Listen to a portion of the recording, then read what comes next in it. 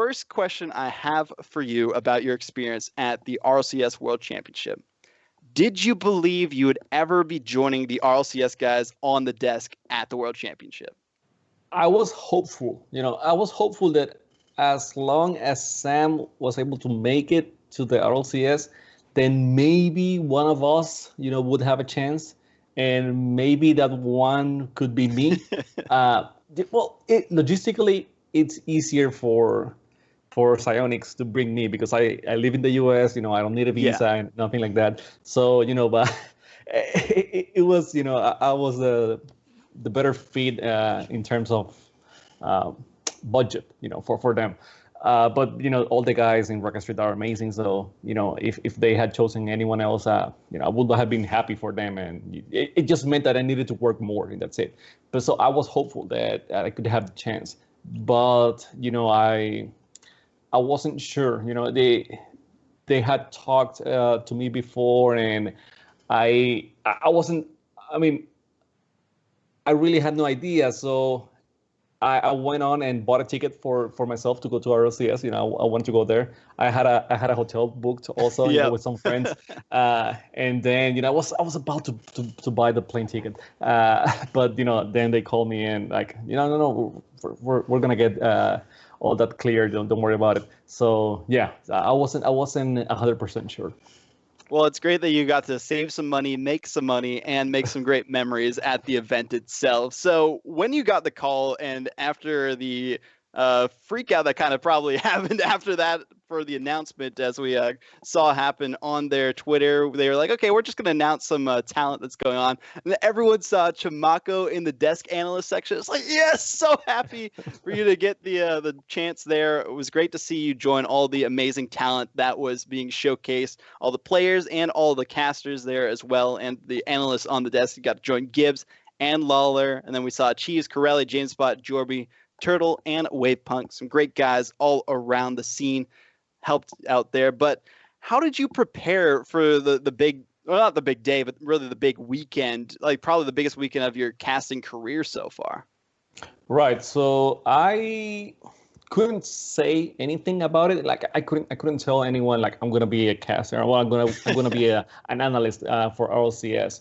So they were waiting, for that big moment to spread the word. And basically, I had to keep it to myself. But at the same time, I stream in the morning, so I wanted to, use that time to study. So every morning I will wake up. I'll still do the stream, but I was watching replays all the time. So for 2 hours, I will every day I watch replays and I look at the teams. I wasn't sure what they wanted from me, so I just went with whatever I use for myself, So I was, looking at the players, seeing how they rotate, how they behave. Are they attacking more? Are they, laying on the back? Just everything I could find out about the teams. And I just focused on the teams that were gonna make it to RLCS. So those teams that didn't make it, I didn't put too much attention on them. I had enough, of just being ready or getting information from South America, from EU, from OCE, from NA. So, it's a lot of teams, and I just, no disrespect to the teams that didn't make it, but, I wanted to focus on the ones that were going to be in RLCS. So basically, I did a lot of homework with the regionals and with DreamHack Dallas, which was the closest event, prior to the RLCS. So I studied a lot of those 2 tournaments and basically went with that. And you were actually there able to provide some commentary for the event itself. So what was the major difference between being an analyst at RLCS Season 7 and casting the Grand Series?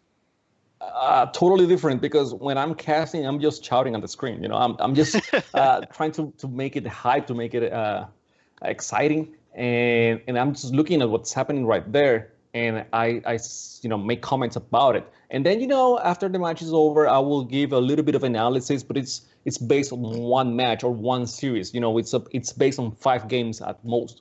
But on this case, I have to study the teams and try to predict what was going to happen, have an idea of how this team can tackle this other team, how these South American teams, if they're going to have a chance against Energy, for example, INTC against Energy, how are they going to have a chance? What do they have to do? But how is Energy's play style, bothersome for INTC? All those little things I have to, keep in mind. So it's more of a what if scenario rather than what just happened and what they have to fix. It's a very what if. So it was really hard for me because I'm not used to that. I had to rely, going to the team at Rocket Street. I had to talk a lot with Alternix, who's in the chat right there, with General. I had to go with those guys that have more experience than me. They actually play at a higher level than me, so they can see things that I don't see. And it was very different. It was very different. It was something that took me out of the comfort zone. For sure. So you had like a lot of resources you kind of had to dip into with the Rocket Street guys and everything else going on in the scene to get the perfect analysis of what could potentially happen here, because we haven't really seen much, before the RLCS World Championship of the South American region facing off against the international competition. Yeah, and it's all about, hey, do they actually have a chance, to tell me up front and be honest with me? And that was a thing I kept asking them, I think, until the day I arrived to Newark, because it's I really wanted to see them win, but I don't want to be this guy that is extremely biased and, is going to be saying things in front of thousands of fans, and then be like, well, why is he there? Why is he in the desk?